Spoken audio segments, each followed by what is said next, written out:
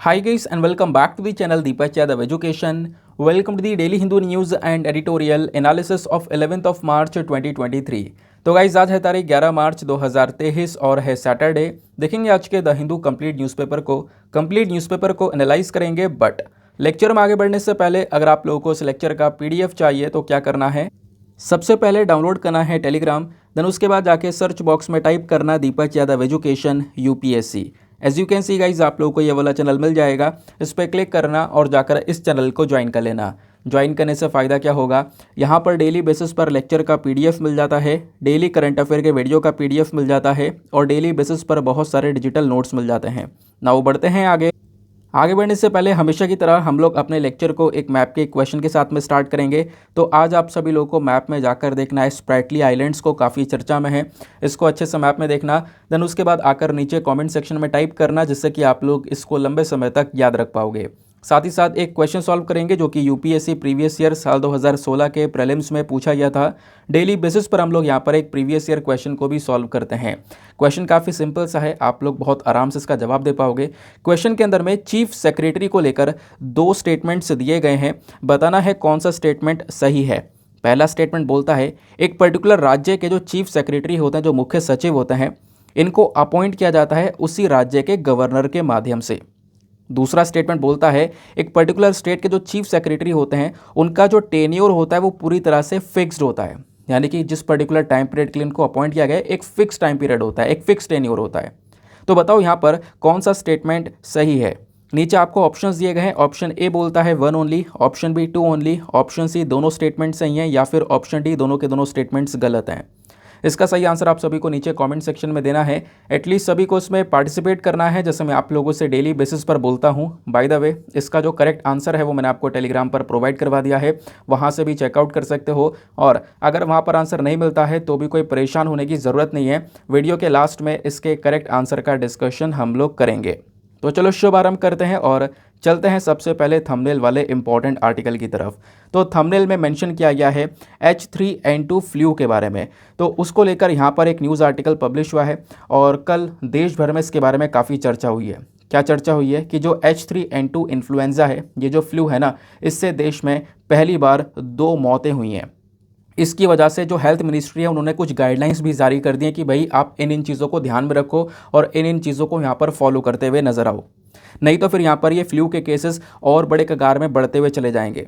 देखो पिछले कुछ महीनों में, इवन पिछले साल दिसंबर से ये देखने को मिल रहा है, काफ़ी लोग बीमार पड़ रहे हैं, है ना। लोगों को जुकाम, खांसी, बुखार और बहुत लंबे समय तक लोगों को यहाँ पर ये जो चीज़ें वो परेशान करती हुई नजर आई हैं।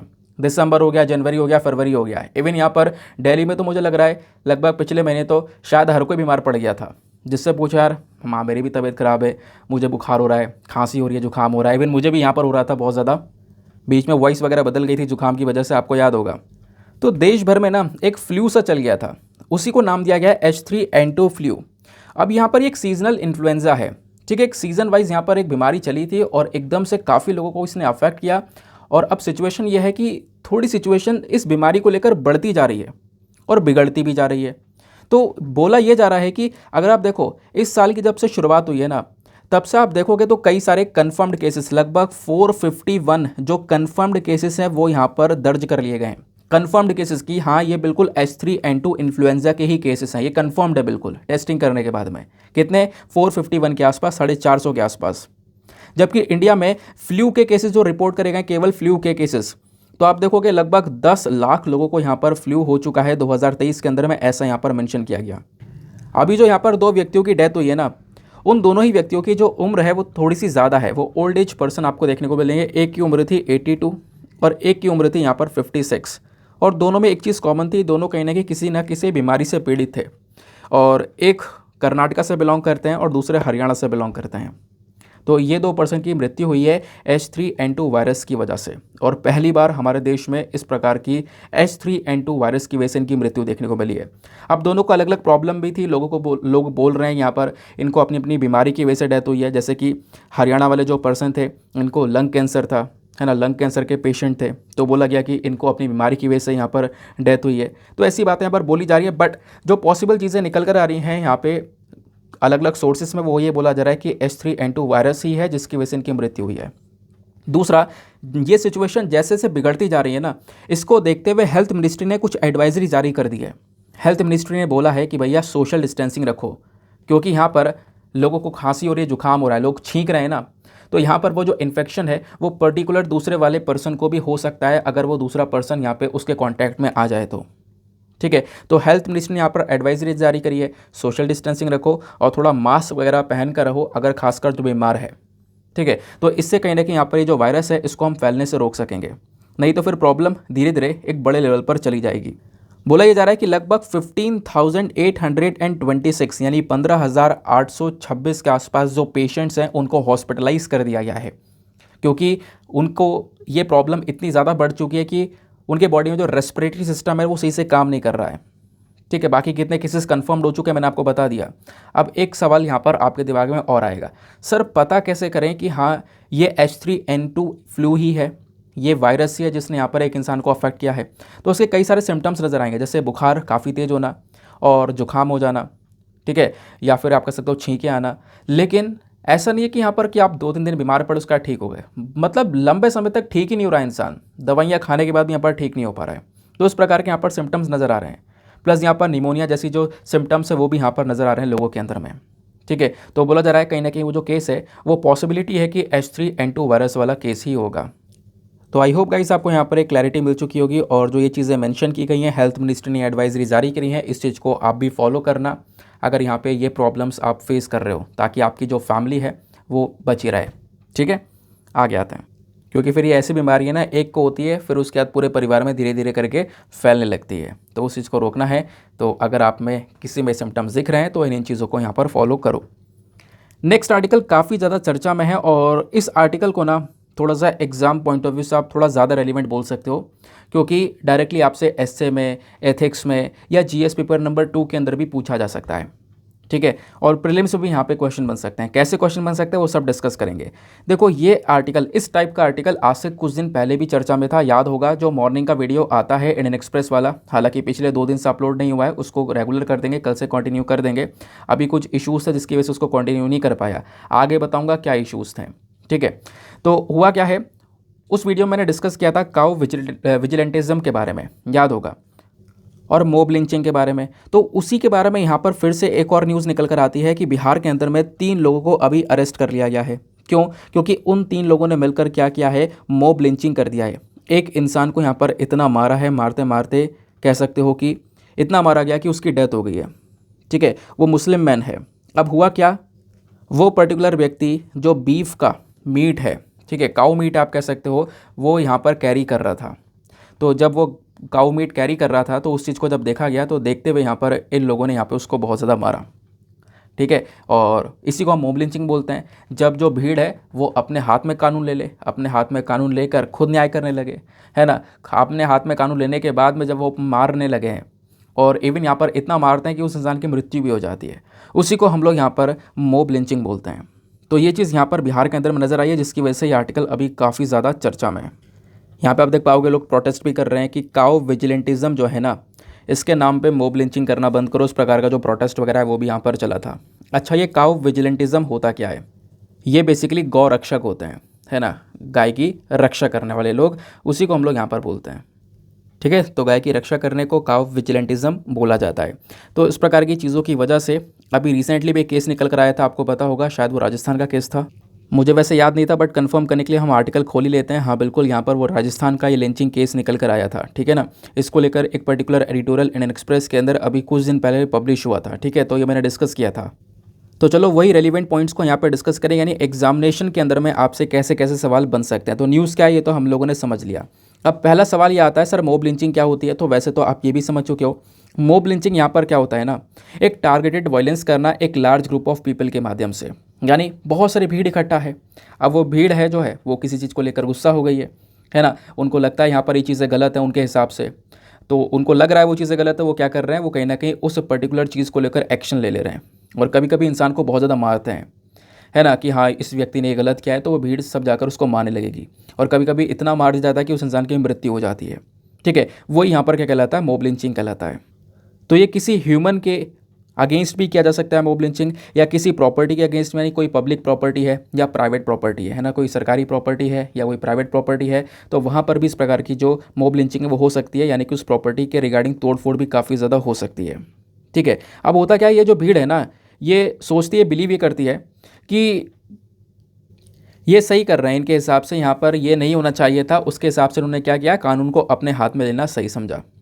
ठीक है, तो ये चीज़ यहाँ पर देखने को मिलती है। बाकी काउ विजिलेंटिज्म क्या होता है, मैंने आपको बता दिया है। काउ विजिलेंटिज्म यहाँ पर कह सकते हो लिंचिंग करना in the name of cow protection, यानी कि कहना कि हम गाय की रक्षा कर रहे हैं। ठीक है, अगर यहाँ पर गाय की रक्षा कर रहे हैं, ऐसा लोग काफ़ी सारे बोलते हैं, हम गौ रक्षक हैं। अब उनके सामने यहाँ पर कोई दूसरा व्यक्ति है ना, जो गाय को एक तरीके से काउ स्लॉटरिंग कर रहा है ना, या फिर मीट खा रहा है, तो उन चीज़ों को लेकर यहाँ पर वो जो भीड़ है वो कहीं ना कहीं एक्शन लेना सही समझती है अपने आप में वो लोग। ठीक है, भले ही यहाँ पर कानून को हाथ में लेना गलत है, क्योंकि मॉब लिंचिंग कहीं ना कहीं आप देख पाओगे सुप्रीम कोर्ट के कई सारे जो अलग अलग केसेस आए हैं, वहाँ पे सुप्रीम कोर्ट ने खासकर बहुत ज़्यादा इसकी आलोचना की है कि बिल्कुल आप मॉब लिंचिंग नहीं कर सकते, आप कानून को अपने हाथ में नहीं ले सकते हो, क्योंकि ऑलरेडी प्रशासन है, तो वो चीज़ यहाँ पर अपने लॉस के हिसाब से उसको हैंडल किया जाएगा। आप यहाँ पर ये काम नहीं कर सकते हो, क्योंकि फिर ये कहीं ना कह सकते हो कि जो कंट्री है ना हमारी, वो सेकुलरिज्म को फॉलो करती है, तो वो कहीं ना कहीं सेकुलरिज्म के खिलाफ हो जाएगा, ऐसा भी यहाँ पर मेंशन किया जाता है। अब सेकुलरिज्म क्या, सेकुलरिज्म मतलब कि हर एक रिलीजन का जो लोग है वो इंडिया में रह रहा है। आपको इंडिया में काफ़ी ज़्यादा डाइवर्सिटी देखने को मिलेगी, है ना, सबका अपना अपना चॉइस है, अपना अपना रिलीजन अपने हिसाब से यहाँ पे लोग फॉलो कर रहे हैं, अपने अपने लोगों को यहाँ पर फ्रीडम ऑफ चॉइस मिली हुई है ना, उनको क्या खाना है वो सब चीज़ें की फ्रीडम उनके पास में है। तो कहीं ना कहीं यहाँ पर कह सकते हो कि ये चीज़ें सेकुलरिज्म के अगेंस्ट में चली जाती हैं, ऐसा भी यहाँ पर इस आर्टिकल में मेंशन किया गया है। दूसरा यहाँ पे बोला जाता है कि क्वेश्चन ये उठता है, मॉब लिंचिंग जो हो रही है, जो ये भीड़ तंत्र इस प्रकार से दिखाया जा रहा है ना, इसके पीछे का रीज़न क्या है, क्या कारण हो सकता है। सबसे पहला कारण है बायसनेस। अब ये क्या होता है, देखो मॉब लिंचिंग कहीं ना कहीं एक हेट क्राइम भी है। मान लो कोई पर्टिकुलर पर्सन है, अब उसके खिलाफ भीड़ के अंदर में बहुत ज़्यादा नफरत फैल चुकी है, वो भीड़ ना उससे नफरत करने लगी है ना, तो ये कहीं ना कहीं आप कह सकते हो कि वही नफरत कहीं ना कहीं मॉब लिंचिंग के अंदर बदल जाता है। अब वो नफरत कई सारी चीज़ों की वजह से हो सकती है, caste, classes of people, religion, कुछ भी चीज़ हो सकती है, ऐसा यहाँ पर मेंशन किया गया। तो ये बायसेस भी कहीं ना कहीं एक बहुत बड़ा रीज़न बन जाता है मॉब लिंचिंग का। दूसरा यहाँ पर एक बहुत बड़ा रीज़न है जिससे की वजह से मॉब लिंचिंग हो रही है, वो है राइज ऑफ काउ विजिलेंट। तो काउ विजिलेंट मतलब जो गौ रक्षक हैं, है ना, ये लगातार बढ़ते जा रहे हैं। देखो हिंदू रिलीजन में जो काउज हैं, जो गाय हैं, उनकी पूजा की जाती है। अब उनको पूजा जाता है तो इसकी वजह से कहीं ना कहीं काउ विजिलेंटिज्म जैसी चीज़ें जो हैं वो निकल कर आती हैं। ठीक है ना कहीं यहाँ पर कह सकते हो कि काउ जो प्रोटेक्शन की जाती है ना, इसकी वजह से मॉब लिंचिंग जो जैसी चीज़ें हैं, क्योंकि कोई व्यक्ति अगर काउ स्लॉटरिंग करता है, गाय को मारता है, तो कहीं ना कहीं यहाँ पर वो जो भीड़ है, जो कहीं ना कहीं गौरक्षक हैं, उनके अंदर वो जो गुस्सा है वो बढ़ सकता है, जिसकी वजह से कहीं ना कहीं ये जो प्रॉब्लम्स है वो नज़र आ रही हैं। और जैसे जैसे यहाँ पर जो गौरक्षक है वो बड़े हैं, उसकी वजह से जो मॉब लिंचिंग है पिछले कुछ समय पर वो भी इंक्रीज़ होती हुई नज़र आई है। फिर यहाँ पर एक और पर्टिकुलर पॉइंट बताया गया है, एक और रीज़न है, वो है लैक ऑफ स्पीडी जस्टिस। एक और कारण यह है कि लोग समझते हैं कि यार अब इसने ये हरकत तो कर दी है अपनी, अब क्या किया जाए, अगर हम इसके कोर्ट में खसीसते हैं या कोई केस करवाते हैं तो लग जाएगा बहुत समय, क्योंकि जस्टिस जल्दी मिलना है नहीं, कई सारे केसेस पेंडिंग पड़े हैं। तो लोग समझते हैं कि यार अगर हम कोर्ट कचहरी चक्कर काटेंगे ना तो वो चक्कर काटते रह जाएंगे, इसको वहाँ पर घसीटते रह जाएंगे, इससे अच्छा खुद ही अपने हाथ में कानून ले लिया जाए। ठीक है, तो इसकी वजह से भी मॉब लिंचिंग देखने को मिल जाती है। तो एक कारण क्या है, जो जस्टिस लोगों को, जो न्याय मिल रहा है लोगों को, उसमें बहुत ज़्यादा देरी लग जा रही है ना, बहुत देरी से यहाँ पे लोगों को न्याय मिल पाता है। फिर उसके बाद में एक और पॉइंट बताया जा रहा है, वो है इनएफिशिएंसी ऑफ पुलिस एडमिनिस्ट्रेशन। जो हमारा पूरा का पूरा पुलिस प्रशासन है ना, उनके अंदर कहीं ना कहीं इनएफिशिएंसी बहुत ज़्यादा है, सही से वो काम नहीं कर पा रहे हैं। ठीक है, और एक चीज़ ये भी है ना कि जब पुलिस इन्वेस्टिगेट कर रही है, मामला ऐसी छोड़ देती है, तो लोगों के अंदर में ट्रस्ट बिल्डअप नहीं हो पा रहा है पुलिस को लेकर कि हाँ वो सही से यहाँ पर कहीं ना कहीं इन्वेस्टिगेट करेंगे या नहीं करेंगे। तो कहीं ना कहीं पुलिस को लेकर लोगों में ट्रस्ट की बहुत ज़्यादा कमी है। तो इसकी वजह से भी लोग सोचते हैं कि यार वहाँ पे केस पहुँचाने से अच्छा हाथ में खुद कानून ले लिया जाए। तो इसकी वजह से जो मॉब लिंचिंग है वो यहाँ पर देखने को मिलती है। तो वैसा आपने देखा भी होगा कि यहाँ पे जिन भी लोगों ने मॉब लिंचिंग की उनको अरेस्ट कर लिया गया है। ठीक है, फिर उसके बाद में अब मेंशन ये किया जाता है, चलो हमने कारण तो समझ लिया कि हाँ क्यों मॉब लिंचिंग बढ़ती जा रही है। अब बात यह है कि मॉब लिंचिंग को लेकर क्या क्या प्रॉब्लम्स, क्या क्या इश्यूज़ नज़र आते हैं। सबसे पहला जो इशू है वो ये है कि देखो ये हमारे संविधान के भी खिलाफ चले जाता है, क्योंकि हमारे संविधान में कई सारे फंडामेंटल राइट्स हैं। आर्टिकल 12 से 35 तक सारे के सारे फंडामेंटल राइट्स हैं, सभी लोगों को वो मिले हुए हैं। तो ऐसे ही आपको संविधान का आर्टिकल 21 देखने को मिलेगा, ठीक है। और ऐसे आर्टिकल 14, आर्टिकल 15, ये कुछ आर्टिकल्स देखने को मिलेंगे जो कि किस चीज़ के बारे में बात करते हैं, राइट टू लाइफ के बारे में, राइट टू इक्वालिटी के बारे में, है ना। फिर उसके बाद में प्रोहिबिशन ऑफ डिस्क्रिमिनेशन के बारे में बात करते हैं, यानी कि जैसे कि अलग अलग फंडामेंटल राइट्स है ना, इसमें सभी लोगों को यहाँ पर इक्वल रखने के बारे में चर्चा की गई है। जो डिस्क्रिमिनेशन, जो भेदभाव है वो नहीं होना चाहिए, उसके बारे में चर्चा किया गया है ना। लोगों के पास में जीने का अधिकार है, उसके बारे में चर्चा किया गया है। तो अलग अलग आर्टिकल्स के अंदर मेंशन किया गया है, सारे के सारे फंडामेंटल राइट्स हैं। और अगर मॉब लिंचिंग हो रही है तो कहीं ना कहीं ये सारे फंडामेंटल राइट्स वायलेट हो रहे हैं, इंसान की जान भी जा रही है। उसके बाद यहाँ पर कहीं ना कहीं डिस्क्रिमिनेशन की वजह से भी कई बार मॉब लिंचिंग हो जाती है। तो हो क्या रहा है, ये जो फंडामेंटल राइट्स हैं ये कहीं ना कहीं वायलेट होते हुए नजर आ रहे हैं, इनका हनन होता हुआ नजर आ रहा है। तो सबसे पहला इशू तो आपको यहाँ पर ये देखने को मिलेगा मॉब लिंचिंग के रिगार्डिंग। अब सवाल ये आता है कि सरकार ने क्या कोई स्टेप नहीं उठाया इस इशू को टैकल करने के लिए। तो कई सारे इश्यूज़ पहले से यहाँ पे आप देख पाओगे गवर्नमेंट के पास में हैं, तो धीरे धीरे करके यहाँ पर उसके रिगार्डिंग अलग अलग इनिशिएटिव यहाँ पर गवर्नमेंट उठा रही है। बट फिर भी अगर आप देखोगे, ये जो केस है मॉब लिंचिंग के, कुछ केसेस जो कुछ मामले हैं वो सुप्रीम कोर्ट के पास में पहुँचते हैं और सुप्रीम कोर्ट इसको लेकर कुछ ऑर्डर देता है। वो मामला क्या, मैं आपको समझाता हूँ। बात है जुलाई 2017 की। सुप्रीम कोर्ट के पास में केस जाता है, किसका, Tehseen S Poonawalla versus union of India. तो इस केस की सुनवाई कर रहा होता है सुप्रीम कोर्ट, और सुनवाई करते हुए बोलता है कि देखो, जो ये मोबोक्रेसी है ना, यानी कि ये जो मॉब लिंचिंग है ये अपने आप में बहुत खतरनाक एक्ट है, ठीक है। ये बहुत खतरनाक एक्ट है और मॉब लिंचिंग नहीं होनी चाहिए, इसकी कड़ी निंदा करता है सुप्रीम कोर्ट। तो ऐसे यहाँ पर सुप्रीम कोर्ट ने एक और जगह पर मेंशन किया कि देखो, मॉब लिंचिंग वाले जो मामले हैं ना, अगर कोई ऐसा केस निकल कर आ रहा है तो उसके लिए हमारे पास में अलग से कोई फास्ट ट्रैक कोर्ट्स होनी चाहिए, यानी ऐसे मैटर को तुरंत यहाँ पे सॉल्व किया जा सके, ठीक है। कोई ऐसा मैटर निकल कर आ रहा है तो वैसे केसेस को तुरंत सॉल्व किया जा सके फास्ट ट्रैक कोर्ट्स के अंदर में, ऐसा भी यहाँ पे सुप्रीम कोर्ट ने बोला। फिर सुप्रीम कोर्ट ने यहाँ पर एक और सजेशन दिया कि आपके पास में एक स्पेशल टास्क फोर्स भी होना चाहिए। कोर्ट ने बोला एक अलग से बॉडी बनाओ, एक स्पेशल टास्क फोर्स बनाओ, जिसका काम क्या होगा, जिसका काम होगा उन लोगों को पकड़ना जिसने भीड़ के अंदर में एक अफवाह फैला दी है, एक पर्सन के खिलाफ में नफरत फैला दी है। क्योंकि कई बार जो मॉब लिंचिंग है ना, वो ऐसे भी होती है कि क्या हो रहा है ना, एक भीड़ वो शांत है, लेकिन एक दूसरा व्यक्ति आया, उसने यहाँ पर एक अफवाह फैला दी, एक र्यूमर फैला दिया, साथ ही साथ में यहाँ पर एक व्यक्ति के अगेंस्ट में उसने इतना ज़्यादा यहाँ पर हेट फैला दिया, हेट स्पीच कर दिया, जिसके चक्कर में जो लोग हैं वो भड़क जाते हैं।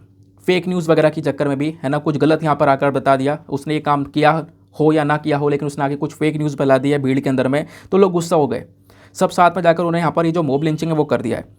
तो ये जो हरकत कर रहा है फेक न्यूज़ फैलाने वाली या र्यूमर्स फैलाने वाली, हेट स्पीच करने वाली, उन लोगों को पकड़ने के लिए एक अलग से स्पेशल टास्क फोर्स होना चाहिए, ये बात भी यहाँ पर सुप्रीम कोर्ट ने मेंशन की है। फिर सुप्रीम कोर्ट ने यहाँ पर एक और चीज़ मेंशन की है, वो क्या है, विक्टिम कंपनसेशन स्कीम्स को लेकर आया जाए। अब सुप्रीम कोर्ट ने डायरेक्शन दिया और बोला कि देखो, मॉब लिंचिंग अपने आप में खतरनाक चीज़ तो है ही, उसके साथ साथ सुप्रीम कोर्ट बोलता है कि सेंट्रल गवर्नमेंट को इंश्योर करना होगा कि मान लो किसी के साथ में मॉब लिंचिंग हुई है ना, कोई यहाँ पर विक्टिम है, तो उसके परिवार को एक कंपनसेशन मिलना चाहिए, जो मुआवजा है वो यहाँ पर उसको प्रोवाइड करवाना चाहिए। ये बात यहाँ पर बोली गई है। अब सिचुएशन ये है कि हमारे पूरे देश भर में जो अलग अलग राज्य हैं ना, उनमें से कुछ राज्य ऐसे हैं जो कि मॉब लिंचिंग के खिलाफ कानून लेकर आ चुके हैं, जिन्होंने मॉब लिंचिंग के ऊपर रोक लगा दी है। लेकिन अभी भी कई सारे राज्य ऐसे हैं जहाँ पर मॉब लिंचिंग को लेकर कोई कानून नहीं है।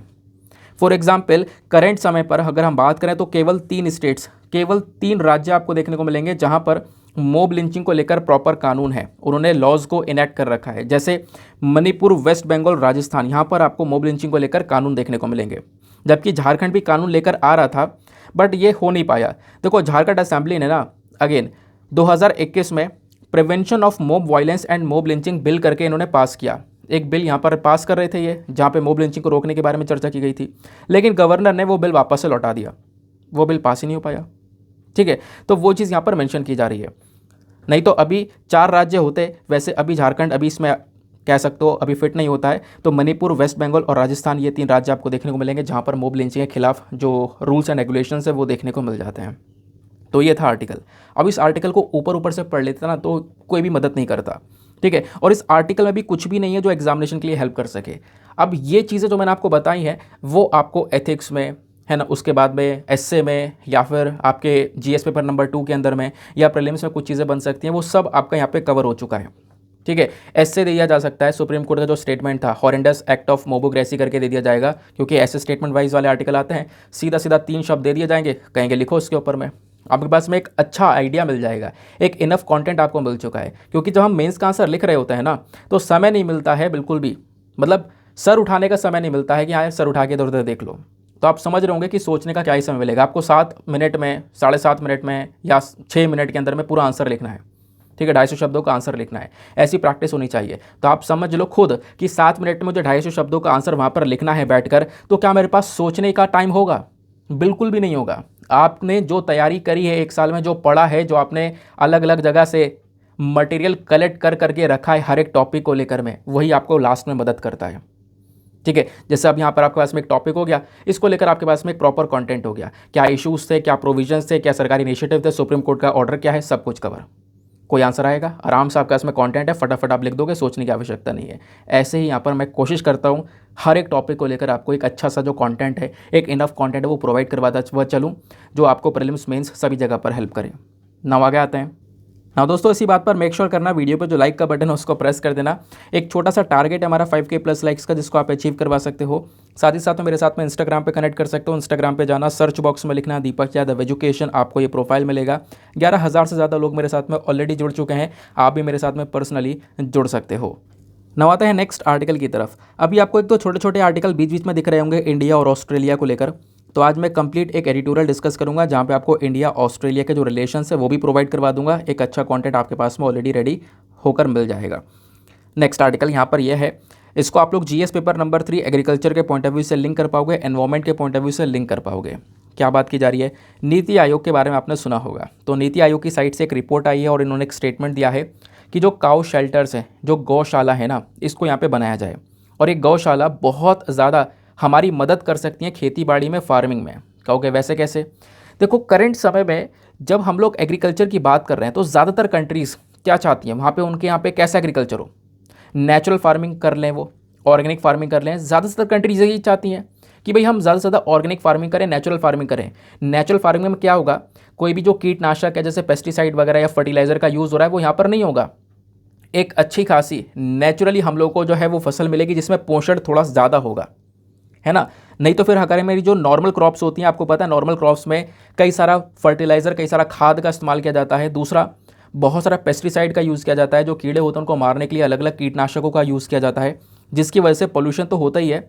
उसके बाद में जो हमारी क्रॉप्स निकल कर आती है, जो फसल हमें मिलती है, जो हमें फूड मिलता है, उसके अंदर इतने न्यूट्रिएंट्स नहीं होते हैं। तो ज़्यादातर कंट्रीज़ आज के समय पर कहाँ फोकस कर रही है? नेचुरल फार्मिंग के ऊपर, ऑर्गेनिक फार्मिंग के ऊपर।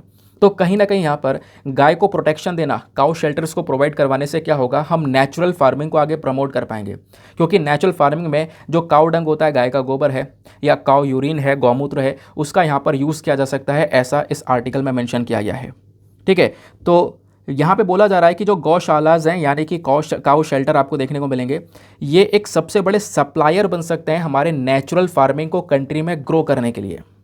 ठीक है, हालांकि यहाँ पर एफर्ट्स चाहिए ये काम करने के लिए, ऐसा नहीं है कि बोल दिया हो गया। यहाँ पे सरकार का effort, private sector, government sector, सभी को आना पड़ेगा, तब यहाँ पर सही से हम एक अच्छा खासा प्रोडक्शन कर पाएंगे।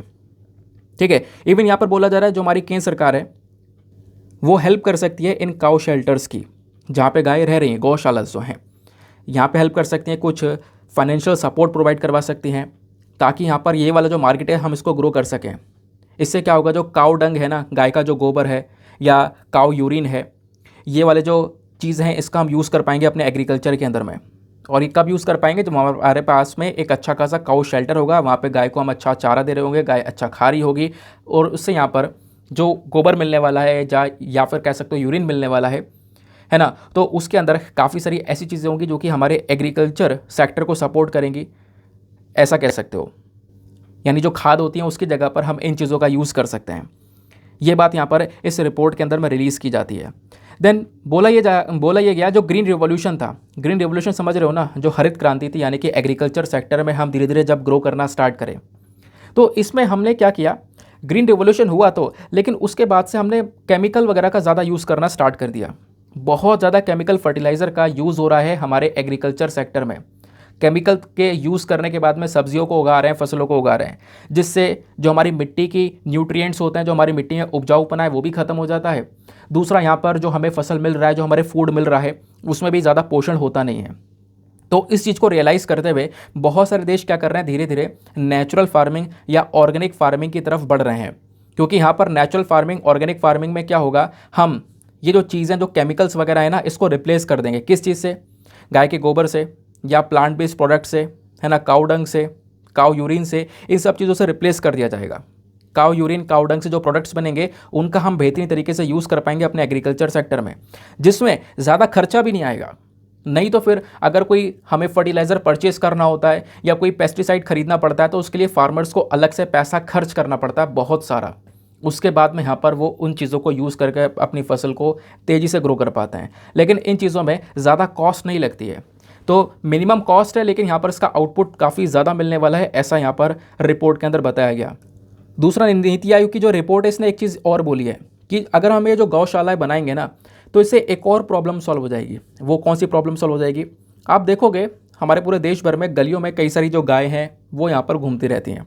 लगभग बोला जा रहा है 53 लाख के आसपास इस प्रकार से कई सारी गायें आपको देखने को मिल जाती हैं हमारे पूरे देश भर में, गलियों में घूम रही हैं अलग अलग जगह पर। तो बेसिकली यहाँ पर उनको भी इन गौशालास के अंदर में रखना। अब इन गौशालास में यहाँ पर उनको पाला पोषा जाएगा, अच्छा खाना दिया जाएगा, तो इससे क्या होगा, ये जो गाय हैं ना, जो ऐसी घूम रही हैं, इनका भी हम पोटेंशियल यूज़ कर पाएंगे हमारी नेचुरल फार्मिंग को आगे ज़्यादा ग्रो करने में। ठीक है, तो वो चीज़ यहाँ पर मेंशन की गई है। देन उसके बाद में यहाँ पर जैसे हम लोग बात करें ना गाय पालन की, इसको यहाँ पर हमारे संविधान से जोड़ा गया, क्योंकि संविधान में जो आर्टिकल 48 है, आर्टिकल 48 क्या है आपका? DPSP है, याद है ना?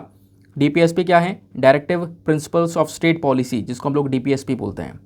तो आर्टिकल 48 जो आपको देखने को मिलता है संविधान में, ये क्या बात करता है कि जो हमारी कैटल ब्रीड्स हैं इनको इम्प्रूव करना, इनकी सुरक्षा करना, है ना, काउ स्लॉटरिंग को यहाँ पे प्रोहिबिट करना, इसके ऊपर रोक लगाना। ठीक है, तो उन चीज़ों को यहाँ पर ये बात करता है। तो कहीं ना कहीं यहाँ पर हम इस आर्टिकल को और ज़्यादा महत्व दे रहे होंगे, इस DPSP को और ज़्यादा महत्व दे रहे होंगे ये काम करके, ऐसा बात यहाँ पर नीति आयोग की इस रिपोर्ट के अंदर मेंशन की गई है। बात क्लियर हो गई? तो जो जो मेन पॉइंट्स है वो सब मैंने आपको यहाँ पर इस आर्टिकल के समझा दिया कि एग्जैक्टली क्या हो रहा है। आने वाले समय पर कई सारे न्यूज़ आर्टिकल इस टॉपिक को लेकर पब्लिश होंगे, एडिटोरियल पब्लिश होंगे, तो हमें आप बहुत आराम से समझ पाओगे। लेकिन अभी आर्टिकल इतने में समाप्त नहीं होता है, अभी कुछ और चीज़ें हैं। थोड़ा सा और हम जानेंगे नेचुरल फार्मिंग के बारे में कि नेचुरल फार्मिंग एग्जैक्टली क्या होती है और क्या क्या परेशानियां हमें नेचुरल फार्मिंग में फेस करनी पड़ रही हैं आज के समय में। ठीक है, तो नेचुरल फार्मिंग की जब बात करते हैं तो ये एक ऐसा तरीका है हमारे एग्रीकल्चर के अंदर में जिसमें हम लोग केमिकल्स वगैरह का यूज़ नहीं करते हैं, हम पूरी तरह से नेचुरल ग्रोथ के ऊपर फोकस करते हैं। या फिर आप कह सकते हो कि हम लोग जो पेस्टिसाइड्स वगैरह इनके ऊपर इतना ज़्यादा विश्वास करते नहीं हैं, हम अपनी टेक्निक्स के ऊपर विश्वास करते हैं। हम लोग क्या करते हैं, कई बार क्रॉप रोटेशन करने लगते हैं, यानी एक बार इस फसल को लगाया, दूसरी बार इस फसल को लगा दिया जाएगा। इंटर क्रॉपिंग करते हैं, यानी कि एक खेत है तो इसमें यहाँ पर एक लाइन में कोई और सी फसल, एक लाइन में कोई और सी फसल, फिर उसमें ये वाली फसल, ऐसे इस तरीके से हम लोग यहाँ पर दूसरी फसलों को लगाकर अलग अलग तरीके से अपने एग्रीकल्चर सेक्टर में कई सारे मेथड्स का यूज़ करते हैं, ऐसा यहाँ पर मेंशन किया गया। क्योंकि दोस्तों हमारा ओवरऑल जो फोकस है या फिर नेचुरल फार्मिंग का जो ओवरऑल गोल है वो है एक हेल्दी और न्यूट्रिशियस फूड को प्रोड्यूस करना, है ना, और हमारे एनवायरनमेंट को भी बचाना, हमारी मिट्टी भी बच जाए, हमारी मिट्टी का जो उपजाऊपना है वो ऐसा बना रहे और अच्छा खाना भी मिलता रहे। तो ये हमारा नेचुरल फार्मिंग का एक गोल है। अब नेचुरल फार्मिंग का इंपॉर्टेंस मैंने आपको समझा दिया। पहली चीज़, ये हमें एक अच्छा फूड प्रोवाइड करवाएगा, एनवायरमेंटल बेनिफिट्स मिलेंगे, हमारी मिट्टी वगैरह बची रहेगी, कोई पोल्यूशन नहीं होगा, हमारा एग्रीकल्चर सस्टेन हो जाएगा, ज़्यादा पैसा नहीं लगेगा और कम पैसे में हम ज़्यादा ग्रोथ कर पाएंगे, यानी कम इनपुट में ज़्यादा आउटपुट मिल पाएगा हमें। प्लस इकोनॉमिक बेनिफिट्स बहुत सारे होंगे क्योंकि इतना खर्चा नहीं होगा, फार्मर्स के पास में थोड़ा इनकम ज़्यादा बचेगा। तो ये चीज़ें यहाँ पर मेंशन की जा रही हैं। तो ये सारे के सारे इंपॉर्टेंस है नेचुरल फार्मिंग के, जो हम ऑलरेडी डिस्कस कर चुके हैं। बट ऐसा नहीं है कि नेचुरल फार्मिंग के सारे फ़ायदे ही फ़ायदे हैं। हर सिक्के के दो पहलू, एक अच्छा तो एक कहीं ना कहीं डिसएडवांटेज वाली कैटेगरी में भी आ जाता है। तो नेचुरल फार्मिंग के अंदर में कुछ इश्यूज़, जैसे कि सबसे पहला वेदर और क्लाइमेट वाला इशू। जैसे जैसे क्लाइमेट चेंज होता है ना, आज के समय पर लगातार गर्मी बढ़ती जा रही है, अभी से यहाँ पे बहुत ज़्यादा गर्मी हो रही है, तो इसके चक्कर में कहीं ना कहीं जो हमारी फसलें वो बुरी तरह से अफेक्ट हो सकती हैं। लेकिन जब हम अलग से सप्लीमेंटल सपोर्ट ले रहे थे तो वहाँ पे हम फसल को बचा सकते थे। बट अभी के समय पर क्योंकि क्लाइमेट एक अनप्रेडिक्टेबल है, इसको हम यहाँ पर नहीं पता लगा सकते कि कैसा क्लाइमेट होने वाला है, तो इससे नेचुरल फार्मिंग के ऊपर तो डेफिनेटली बुरा असर पड़ सकता है, ऐसा यहाँ पर मैंशन किया गया। दूसरा, मान लो यहाँ पर कोई कीटाणु विटाणु लग गया तो कोई डिजीज़ लग गई, कोई बीमारी फैल गई फसलों के अंदर में, तो उसको रोकने के लिए हमें फिर कीटनाशक का इस्तेमाल करना ही करना पड़ेगा, क्योंकि नेचुरल फार्मिंग हम कीटनाशक यूज़ कर नहीं सकते। तो नेचुरल फार्मिंग कहीं ना कहीं फार्मर्स के लिए काफ़ी रिस्की हो जाता है, क्योंकि उन्हें डर यही होता है कि अगर भैया कीड़ा लग गया इसके अंदर में, कोई बीमारी लग गई ना, तो हमारी फसल सारी डूब जाएगी। इससे अच्छा यह है कि वही कीटनाशक का यूज़ करके जो भी फसल उग रही है, ठीक है, उगा लो, जो पैसा बचेगा वो यहाँ पर बचा लो। ठीक है, तो कहीं ना कहीं यहाँ पर एक इशू नेचुरल फार्मिंग में ये भी देखने को मिल जाता है। ठीक है, बाकी कुछ और भी चैलेंजेस हैं, जैसे कि प्रॉपर इरिगेशन की फैसिलिटी ना होना, क्योंकि नेचुरल फार्मिंग में आपको एक अच्छा खासा पानी चाहिए, और क्योंकि इससे सिंचाई करनी होगी, और आज के समय पर आपको पता है वाटर लेवल भी डाउन जा रहा है, और इरिगेशन फैसिलिटीज़ पहले के मुकाबले आज के समय पर काफ़ी कम हो चुकी हैं। तो इससे भी कहीं ना कहीं जो फार्मिंग है उसके ऊपर डायरेक्टली एक नेगेटिव इम्पैक्ट पड़ सकता है। तो अच्छाई भी है तो बुराई भी है, लेकिन यहाँ पर आप दोनों ही चीज़ों को देखकर चल सकते हो। तो दोनों ही पॉइंट्स आपके कवर हो गए। नेक्स्ट आर्टिकल पर आते हैं। अगला आर्टिकल आपका GS paper number 1 plus GS paper number 3 के पॉइंट ऑफ व्यू से रिलेवेंट होने वाला है। यहाँ पे बात की जा रही है कि हमारे जो पीएम मोदी है ना, इन्होंने रिसेंटली यहाँ पर एक जो इवेंट है उसको अटेंड किया। खासकर एक वेबिनार चल रहा था वेमेन एम्पावरमेंट को लेकर। तो इन्होंने यहाँ पर पीएम मोदी ने मेंशन किया कि जो स्टेम है ना, अब ये स्टेम क्या है सर? देखो, स्टेम बेसिकली यहाँ पर डिनोट करता है, एस का मतलब है साइंस, टी का मतलब है टेक्नोलॉजी, ई का मतलब है इंजीनियरिंग, और एम का मतलब है मैथमेटिक्स। तो ये 4 अलग अलग सब्जेक्ट्स को, 4 अलग अलग फील्ड्स को डिनोट करता है स्टेम। स्टेम की शुरुआत कैसे हुई थी वो सब आगे मैं बताऊंगा, लेकिन आज के समय में दुनिया भर में इन चीज़ों को फॉलो किया जाता है। हम लोग देख रहे थे कि लगभग आज से अगर हम 10 साल पहले चले जाएं, तो ये जो स्टेम सेक्टर है, जो ये 4 पर्टिकुलर अलग अलग फील्ड्स हैं, यहाँ पर गर्ल्स का जो कंट्रीब्यूशन है, गर्ल्स का जो इन्वॉल्वमेंट है यहाँ पे बहुत कम हुआ करता था। जो गर्ल्स हैं, जो लड़कियां हैं, उनका participation science, technology, engineering, mathematics में बहुत कम रहा करता था। बट इंडिया में ये रेट आज के समय में इम्प्रूव हो चुका है। ये बात हमारे जो पीएम मोदी हैं वो मेंशन करते हैं। इन्होंने बोला गर्ल्स का एनरोलमेंट इस स्टेम सेक्टर में बढ़ चुका है। इवन आज के समय में स्टेम सेक्टर में 43% गर्ल का रेट देखने को मिलेगा। यानी कि यूएस, यूके जैसी जो कंट्रीज है, जो ये डेवलप्ड नेशंस हैं, यहाँ पर भी गर्ल्स का पार्टिसिपेशन स्टेम में इतना ज़्यादा नहीं है जितना इंडिया में देखने को मिल जाता है। ये बात इन्होंने मेंशन की है। उसके बाद इन्होंने बोला कि पिछले कुछ समय पर एक और चीज़ यहाँ पे डेवलप होती हुई नजर आई है, जो हाई स्कूल यानी 10th क्लास और 10th क्लास से ऊपर वाली जो क्लासेस हैं, यहाँ पर भी जो गर्ल्स का एनरोलमेंट है, गर्ल्स का जो एडमिशन्स हैं वो इंक्रीज़ हुए हैं। यानी ये दुगना नहीं हुआ, ये तिगुना हो गए हैं, एडमिशन्स तिगुना हो चुके हैं पिछले 10 सालों में, ये यहाँ पर मेंशन किया गया है। ठीक है, इवन उसके बाद में जो मेडिसिन सेक्टर है, स्पोर्ट्स सेक्टर है, बिजनेस सेक्टर हो गया, पॉलिटिक्स हो गया, यहाँ पर भी एक समय पहले या 10-15 साल पहले गर्ल्स का इतना इन्वॉल्वमेंट नहीं हुआ करता था, बट अब यहाँ पर थोड़ा ज़्यादा हो चुका है। ठीक है, गर्ल्स सामने आ रही हैं, इवन यहाँ पे कई सारे ग्रुप को लीड कर रही हैं। तो वो चीज़ यहाँ पर मेंशन की गई है कि हाँ, डेफिनेटली वेमेन एम्पावरमेंट की जब हम बात करते हैं ना, तो ये चीज़ें इंडिया के अंदर बहुत सुधरती हुई नजर आई है पहले के मुकाबले। ठीक है, फिर पीएम मेंशन करते हैं कि जो सेल्फ हेल्प ग्रुप्स है, कई सारे सेल्फ हेल्प ग्रुप्स को यहाँ पर विमेन ने ज्वाइन किया। लगभग 7 करोड़ से ज़्यादा जो विमेन है ना, वो सेल्फ हेल्प ग्रुप्स को ज्वाइन कर चुके हैं पिछले 9 सालों के अंदर में। ये भी यहाँ पर उन्होंने मेंशन किया। फिर ये बोलते हैं कई सारी जो स्कीम्स है, सरकारी स्कीम्स हैं, उसके बेनिफिट ज़्यादा से ज़्यादा जो विमेन है उनको मिलते जा रहे हैं। फिर इन्होंने यहाँ पर एक और चीज़ मेंशन की है, आपने पीएम आवास योजना के बारे में डेफिनेटली सुना होगा, जहाँ पर सरकार घर देने की बात करती है ना, लोगों को रहने के लिए घर देने की बात करती है। तो इस पीएम आवास योजना के अंदर में सरकार ने लगभग 80,000 करोड़ रुपए, 80,000 करोड़ रुपीज़ अलोकेट करे थे, और कई सारे घर दिए हैं लोगों को। लगभग 3 करोड़ के आसपास जो घर हैं वो अभी लोगों को प्रोवाइड करवाएं। अब जब लोगों को घर दिए गए ना, तो सरकार ने किसी आदमी के नाम पे घर नहीं किया, वो यहाँ पर महिला के नाम पे किया है, in the name of women. तो ये चीज़ यहाँ पर मेंशन की गई है, जो घर प्रोवाइड करवाए गए हैं लोगों को, वो महिला के नाम पर प्रोवाइड करवाए गए। तो ये जो पीएम आवास योजना है ना, प्रधानमंत्री आवास योजना, इसने कहीं ना कहीं महिला को एक और अलग से पावर दे दी है अपने घर के अंदर में मेन डिसीजंस लेने में। मेन जो पावर्स वो महिला के पास में आ चुकी हैं, जो कि पहले बहुत कम हुआ करती थी। ठीक है, तो वो चीज़ यहाँ पे इन्होंने मेंशन की है। तो आर्टिकल क्लियर हो गया, पूरा आर्टिकल समझ में आ गया। अब इसमें एक और चीज़ है छोटी सी, जो अलग से आप पढ़ सकते हो एग्जामिनेशन के लिए, वो है स्टेम। ठीक है, स्टेम जैसे मैं आपको बता ही चुका हूँ, साइंस, टेक्नोलॉजी, इंजीनियरिंग, मैथमेटिक्स, इसको हम स्टेम बोल रहे हैं। ये जो स्टेम का एक्रोनिम है, एक्रोनिम मतलब क्या होता है, जैसे एस का मतलब साइंस का एस हो गया, टेक्नोलॉजी का टी हो गया, यानी आगे आगे के जो यहाँ पर वर्ड्स हैं वो उसको हम लोग बोलते हैं एक्रोनिम। तो स्टेम एक्रोनिम है जो है, इसको हम लोग लेकर आए थे साल 2001 में। यानी जो कॉन्सेप्ट है कोई नया कॉन्सेप्ट नहीं है, 2001 में ही लेकर आ गए थे हम लोग इसको। खासकर यूएस के अंदर में इस टर्म को सबसे पहली बार लेकर आया गया था। ठीक है, जहाँ पर इसको अलग अलग करियर फील्ड से जोड़ा गया। और ये जो फील्ड्स हैं वो कौन कौन सी मैंने आपको बता दिया है ना। ये पढ़ाई लिखाई की एजुकेशनल फील्ड्स देखने को मिल जाती हैं हमारी। और इस फील्ड के अंदर में अब धीरे धीरे क्या हो रहा है, इंडिया का इन्वॉल्वमेंट बढ़ चुका है।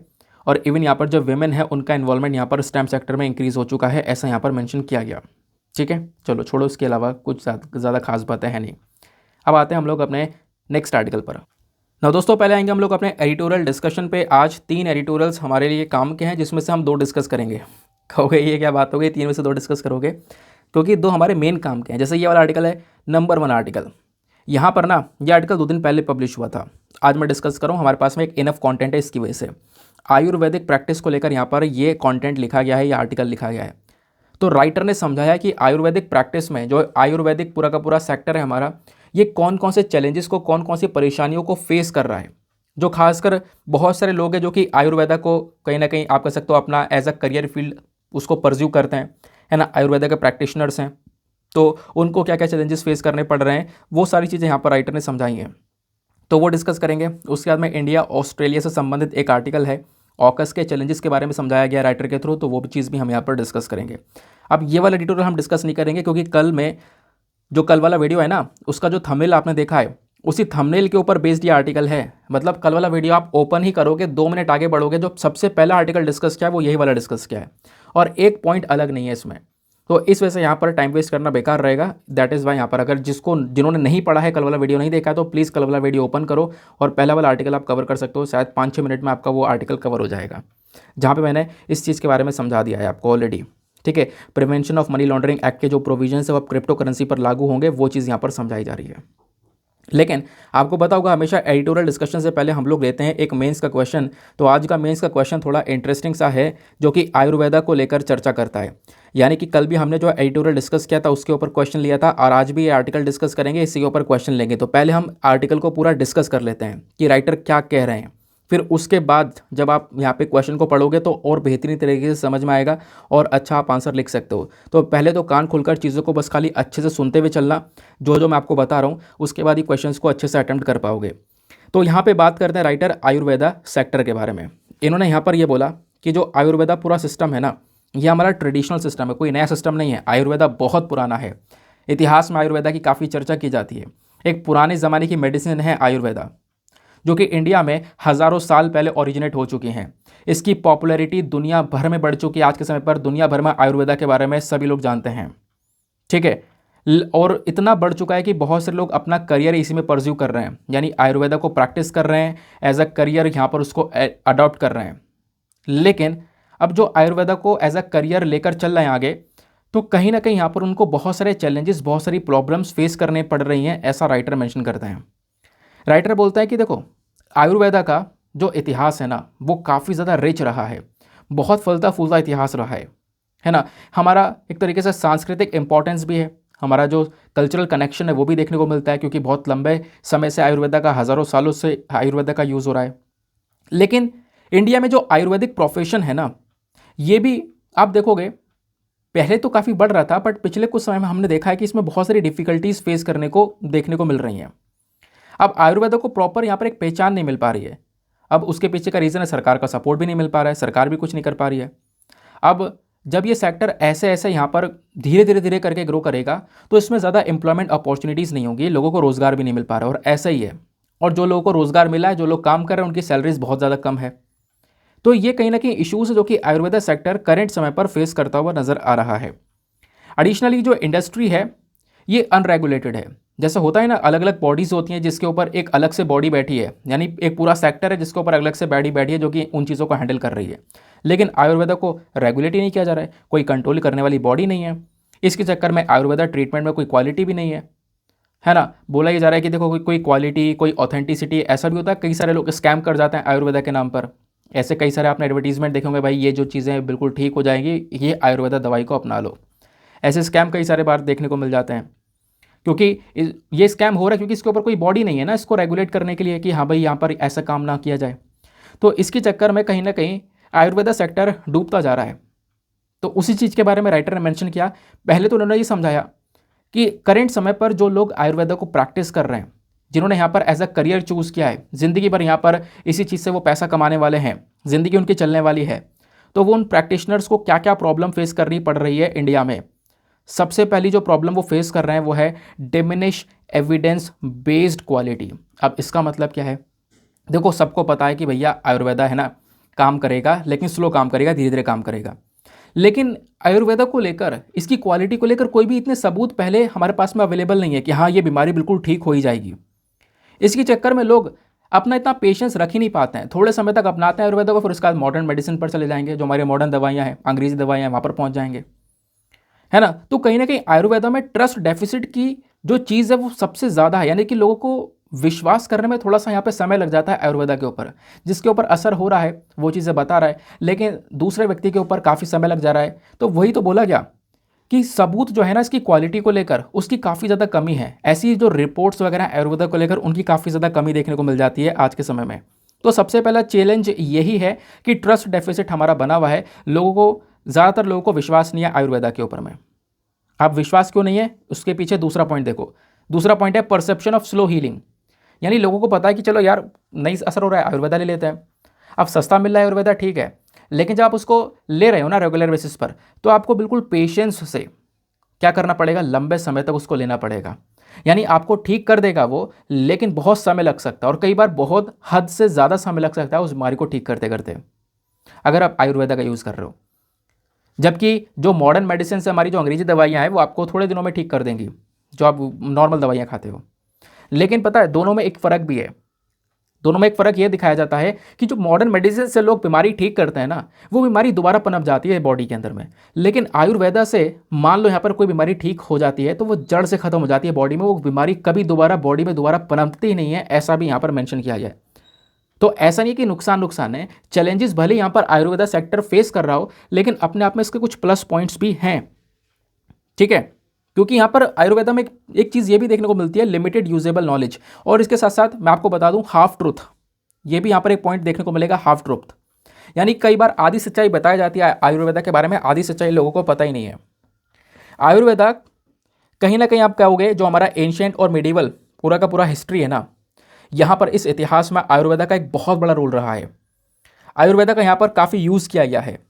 लेकिन जो प्रैक्टिशनर है, जो आज के समय पर इसको एज अ करियर लेकर चल रहे हैं, वो काफ़ी डिपेंडेंट है। अब होता यहाँ पर यह है कि आयुर्वेदा का यूज़ तो किया गया, भरपूर यूज़ किया गया, लेकिन उसको लेकर ज़्यादा नॉलेज हमारे पास में लिखी हुई प्रेजेंट है ही नहीं। तो इसके चक्कर में जो लोग एज अ करियर आयुर्वेदा को परस्यू कर रहे हैं, आगे लेकर चल रहे हैं, उनको खुद से ट्रीटमेंट करना पड़ता है, खुद से यहाँ पर डिस्कवर करना पड़ता है, खुद से यहाँ पर आप कह सकते हो एक्सपेरिमेंट करना पड़ता है। तो उनके लिए जो आयुर्वेदा का केस है ना, वो ट्रायल और एरर का होता है कि भाई वो ट्राई कर रहे हैं कि भैया असर कर गया तो ठीक है, नहीं तो फिर कोई बात ही नहीं है, ठीक है। तो क्योंकि यहाँ पर प्रॉपर नॉलेज अवेलेबल नहीं है इसको लेकर, तो इस चक्कर में भी यहाँ पर एक इशू ये भी देखने को मिल जाता है। फिर एक और इशू आता है, वो है लिमिटेड स्कोप ऑफ प्रैक्टिस। जो करंट समय पर आयुर्वेदा है, यहाँ पर इसको आप सेफली यूज़ कर सकते हो, लेकिन बोला ये जाता है कि इसकी जो इफेक्टिवनेस है वो इतनी ज़्यादा अच्छी है नहीं। पेशेंट्स कर क्या रहे हैं, जो मरीज़ हैं वो क्या कर रहे हैं, वो आयुर्वेदा दवाई तो ले लेते हैं, लेकिन एक तरफ आयुर्वेदा को ले रहे हैं, दूसरी तरफ मॉडर्न मेडिसिन, दोनों का मिक्सअप कर लेते हैं, दोनों को लेकर चल रहे हैं। तो ऐसी चीज़ भी यहाँ पर देखने को मिल रही है। जबकि बहुत सारे राज्यों ने ना इस चीज़ को पूरी तरह से बैन कर दिया, इसके ऊपर रोक टोक लगा रखी है कि भैया आप मॉडर्न मेडिसिन को आयुर्वेदा के साथ में मत लो। और मैं आपको बता दूं, कई सारे राज्यों में क्या बोला जा रहा है कि जो आयुर्वेदा वाले ग्रेजुएट्स हैं, जिन्होंने आयुर्वेदा में ग्रेजुएशन किया है, उनको मॉडर्न मेडिसिन वाली जो प्रैक्टिस है वो नहीं करने दिया जा रहा है। यानी मॉडर्न मेडिसिन के सेक्टर में अगर वो घुसना चाहे तो उनको घुसने नहीं दिया जा रहा है, क्योंकि उन्होंने आयुर्वेदा की पढ़ाई करी है। तो काफ़ी सारे राज्यों ने इस चीज़ को यहाँ पर ऑलरेडी बैन कर दिया है। तो आयुर्वेदा में आप प्रैक्टिस कर सको, इसका कोई ज़्यादा बड़ा स्कोप नहीं है। तो ये भी यहाँ पर कहीं ना कहीं एक प्रॉब्लम ये देखने को मिल जाती है, ज़्यादा कोई बड़ा स्कोप नहीं नज़र आता है। क्योंकि एक स्कोप का मतलब यहाँ पर यह कि आप एक फील्ड में घुसे, अब उस फील्ड में घुसने के बाद में आपके पास में 8-10 ऑप्शन है कि भाई मैं ये भी कर सकता हूँ, ये भी कर सकता हूँ, ये भी कर सकता हूँ। लेकिन आयुर्वेदा सेक्टर में क्या हो रहा है कि जो आयुर्वेदा ग्रेजुएट है वो इसी सेक्टर में काम करेगा बस। अब मान लो उसे मेडिसिन सेक्टर में करना हो तो कई सारे राज्य अलाउ करते हैं और कई सारे राज्य इसको अलाउ नहीं करते हैं। उन्होंने बैन लगा रखा है कि भाई आप मेडिसिन, जो मॉडर्न मेडिसिन सेक्टर है उसमें काम नहीं कर सकते, तो उनको ये प्रॉब्लम फेस करनी पड़ रही है। तो जो स्कोप है ना ये बहुत ज़्यादा कम है, ऐसा भी यहाँ पर मेंशन किया गया। अब उसके बाद में राइटर ने एक और पॉइंट उठाया, why is it important to address the challenges faced by Ayurveda practitioners in India. यानी कि जो ये चैलेंजेस आयुर्वेदा प्रैक्टिशनर फेस कर रहे हैं करेंट समय में, इसको कहीं ना कहीं इन चुनौतियों को ठिकाने लगाने की क्यों ज़रूरत है, हमें इन चुनौतियों से लड़ने की क्यों ज़रूरत है। उसके पीछे का पहला रीज़न है कि हमारा हेल्थ केयर सिस्टम में, जो हेल्थ केयर सिस्टम है ना, इसमें लोगों की काफ़ी ज़्यादा कमी है। इंडिया की पॉपुलेशन बहुत बड़ी है, इंडिया की हेल्थ केयर नीड्स बहुत ज़्यादा डाइवर्स हैं, किसी को किसी चीज़ की ज़रूरत है, किसी को किसी चीज़ की ज़रूरत है। तो इन चीज़ों को टैकल करने के लिए जो आयुर्वेदिक प्रैक्टिशनर्स हैं जो इसको परस्यू कर रहे हैं, तो कहीं ना कहीं यहाँ पर इनको हमें पावर्स देनी चाहिए कि ये प्राइमरी हेल्थ केयर वाली जो ज़रूरत है उनको भी देख सकें। गांव वाले एरिया, शहर वाले एरिया में जो प्राइमरी हेल्थ केयर्स होते हैं ना लोकल लेवल पर, वहाँ पर भी वो परफॉर्म कर सके, उसकी इजाज़त हमें इन्हें देनी चाहिए ताकि अपने आप को और ज़्यादा एक्सपैंड कर सकें। और इनकी ज़रूरत भी है, तो इस चक्कर में इनके लिए कुछ करना बनता है। ठीक है। दूसरा बोला गया आयुर्वेद एक ट्रेडिशनल मेडिसिन है, इसको बचाए रखना ज़रूरी है। हमारा एक कल्चरल कनेक्शन इसके साथ में, एक सांस्कृतिक तौर पर कनेक्शन देखने को मिलता है। एक ट्रेडिशनली हज़ारों सालों से जिसको यूज़ करते हुए आ रहे हैं, उस कल्चर को बचाने की ज़रूरत है। आज के समय पर वैसे सारा कल्चर खत्म होता जा रहा है, तो एक आयुर्वेद है जिसको हम प्रोटेक्शन प्रोवाइड करवा सकते हैं, तो ये भी यहाँ पर कहीं ना कहीं ज़रूरी बन जाता है। फिर उसके बाद में यहाँ पर मेंशन किया गया प्राइमरी केयर के बारे में, कि जो आयुर्वेदिक प्रैक्टिशनर्स होते हैं ये कहीं ना कहीं एक इंपॉर्टेंट रोल प्ले कर सकते हैं हमारे प्राइमरी केयर सर्विसेज के अंदर। जैसे मैं आपको बता चुका हूँ, कुछ पॉइंट्स रिपीटेड है तो उनको मैं यहाँ पर वापस से रिपीट नहीं करूँगा, नहीं तो फिर टाइम और ज़्यादा वेस्ट होगा। देन उसके बाद में बोला गया एम्पावरमेंट ऑफ प्रैक्टिशनर। कहीं ना कहीं जो आयुर्वेदिक प्रैक्टिशनर्स हैं इनको हमें अलग से पावर प्रोवाइड करवानी चाहिए। क्या पावर प्रोवाइड करवानी चाहिए? ताकि वो इस सेक्टर में ग्रो कर सके, उनकी जो रेपुटेशन है वो बनी रहे। नहीं तो फिर यहाँ पर कहीं ना कहीं आयुर्वेद को कोई वैल्यू दे नहीं रहा है। अगर कोई पूछ ले यार क्या कर रहा है, अरे आयुर्वेद में ग्रेजुएट कर रहा है, ग्रेजुएशन कर रहा है, तो उसकी इतनी रेपुटेशन नहीं रह जा रही है क्योंकि उसको इतनी महत्व नहीं दी जा रही है। तो कहीं ना कहीं इसको एक महत्व देना भी काफ़ी ज़्यादा ज़रूरी है। और आयुर्वेद सेक्टर को इसलिए भी संभालना है क्योंकि हमें जो बड़े बड़े स्कैम है वो भी रोकना है, क्योंकि आयुर्वेदा के नाम पे कई सारे स्कैम किए जा रहे हैं, है ना। मतलब कई सारी नौटंकी दिखा दी जाती है, लोगों को यहाँ पर उल्टा सीधा बता दिया जाता है ये बीमारी जड़ से सही हो जाएगी या ये चीज़ सही हो जाएगी, ये बस खाली कुछ टाइम तक ये यूज़ कर लो, लेकिन ऐसा कुछ होता नहीं है। तो उनको रोकने के लिए भी हमें कहीं ना कहीं आयुर्वेदा सेक्टर को आगे ग्रो करने की ज़रूरत पड़ेगी, ऐसा यहाँ पर बोला जा रहा है। अब पता है एक और सवाल जो है राइटर उठाते हैं और जो बहुत इंपॉर्टेंट पॉइंट उठाते हैं वो ये है कि क्या क्या चैलेंजेस आज के समय में ये हैं, यानी जो हमारा मॉडर्न वर्ल्ड है जिस समय पर आज के समय पर हम जी रहे हैं, ठीक है, तो इस समय में आयुर्वेदा क्या क्या प्रॉब्लम को फेस कर रहा है। तो पहली प्रॉब्लम है वो है लैक ऑफ स्टैंडर्डाइजेशन, सबसे बड़ा चैलेंज। अब इसका मतलब क्या है? इसका मतलब यह है कि हम लोग जब मॉडर्न मेडिसिन की बात करते हैं ना, तो मॉडर्न मेडिसिन को लेकर कई सारी ऑलरेडी रिसर्चेस हो चुकी हैं, है ना। उसको लेकर बहुत सारे रूल्स एंड रेगुलेशंस हैं कि भैया ये दवाई ऐसे यूज़ की जाएगी, ऐसे नहीं यूज़ की जाएगी, उसकी लेबोरेटरी में टेस्टिंग हो चुकी है, उसके बाद जाकर यहाँ पर वो दवाई आपको दी जाती है। जबकि आयुर्वेदिक मेडिसिन में ऐसा कुछ है ही नहीं, वो नेचुरल सब्सटेंस से बन रहा है ना। जो कि यहाँ पर बस खाली बात है कि हाँ अगर लग गई दवाई तो सही है, नहीं लगी तो यहाँ पर कोई बात ही नहीं है, ठीक है। तो कहीं ना कहीं यहाँ पर मॉडर्न वर्ल्ड में आयुर्वेदा ये पहला चैलेंज फेस कर रहा है। दूसरा चैलेंज है लैक ऑफ रिसर्च। जो आयुर्वेदा है ये बहुत लंबे समय से, जब मैंने बोला 100 साल से यहाँ पर इसको प्रैक्टिस किया जा रहा है, लेकिन फिर भी उसके बाद में जैसे हमारी कई सारी जो मॉडर्न दवाइयाँ हैं ना, उसको लेकर बहुत सारे जो रिसर्चेस हैं वो होती रहती हैं, नई नई रिसर्चेस हो रही हैं, नए नए रिसर्च पेपर पब्लिश हो रहे हैं, पुराने रिसर्च पेपर हमारे पास में रखे हुए हैं कि भाई इसका क्या इंपैक्ट पड़ेगा। लेकिन आयुर्वेदा में ऐसा कुछ है नहीं, भले हम इसको सही सालों से परफॉर्म करते हुए आ रहे हों, बट फिर भी यहाँ पर इसमें रिसर्च की काफ़ी ज़्यादा कमी है, तो रिसर्च को बढ़ाना पड़ेगा, ये यहाँ पर मेंशन किया गया, ठीक है। फिर उसके बाद में मॉडर्न मेडिसिन के साथ में लोग मिला देते हैं, कर क्या रहे हैं, आयुर्वेदा को मॉडर्न मेडिसिन के साथ में ले रहे हैं। तो कहीं ना कहीं यहाँ पर कह सकते हो इसको भी चेंज करने की ज़रूरत है। ये कुछ चैलेंजेस हैं मॉडर्न वर्ल्ड में जो आयुर्वेदा फेस कर रहा है। अब उसके बाद में राइटर ने वे फॉरवर्ड के बारे में बताया है कि सजेशंस क्या कि हमें क्या क्या करना चाहिए। तो पहला स्टेप, आयुर्वेदा को ज़रूरत है मॉडर्नाइज़ करने की, क्योंकि काफ़ी पीछे रह गया है, पुराने ज़माने के हिसाब से चल रहा है, चीज़ें आगे बढ़ चुकी हैं। वो ज़माना अलग है, अब ज़माना अलग है, तो समय के साथ में अपडेट नहीं होगे तो पीछे रह ही जाओगे। तो आयुर्वेदा को मॉडर्नाइज़ करने की ज़रूरत है, यहाँ पर कुछ नई नई रिसर्चेस करने की ज़रूरत है, ऐसा यहाँ पर मेंशन किया जा रहा है। कुछ पॉलिसीज़ लाने की ज़रूरत है ना, ताकि जो आयुर्वेदा प्रैक्टिशनर्स हैं जो ये काफ़ी सारी प्रॉब्लम को फेस कर रहे हैं, तो जो नई पॉलिसी आएगी उस पॉलिसी के माध्यम से उनकी प्रॉब्लम्स को टैकल किया जा सके, ये हमें करना होगा। पब्लिक अवेयरनेस, लोगों में जागरूकता फैलाना होगा, बताना होगा आयुर्वेदा के बेनिफिट्स क्या है, लिमिटेशंस क्या है, इस चीज़ के बारे में ज़्यादा से ज़्यादा अवेयरनेस कैंपेन यहाँ पर स्टार्ट करने होंगे, ताकि लोग यहाँ पर इस आयुर्वेदिक सिस्टम का वैल्यू समझ सकें। फिर उसके बाद में रिसर्च और डेवलपमेंट ऑलरेडी डिस्कस कर चुके हैं, ठीक है। फिर उसके बाद में ट्रेनिंग और एजुकेशन, ये एक रेलिवेंट पॉइंट है। देखो आयुर्वेदा प्रैक्टिशनर्स जो है ना, इनको प्रॉपर ट्रेनिंग नहीं दी जाती है, प्रॉपर ये क्वालिफाइड भी नहीं होते हैं। जैसे तैसे डिग्री ले लिए, काम खत्म, जैसा हो रहा है इंडिया में आजकल, सिर्फ डिग्री के लिए पढ़ाई की जा रही है बस।